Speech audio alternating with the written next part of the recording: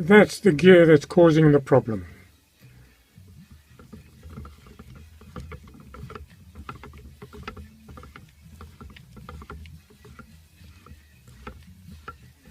If I knock the spring pin all the way through, it's causing the binding. Look at it, it's not lining up properly. Nothing I can do with that unless I start modifying the actual apron, and I don't fancy doing that. Binding up there.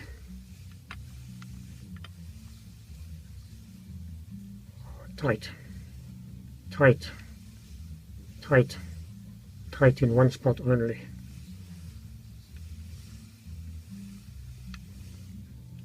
Tight there. Anybody have any ideas? Would be most appreciated.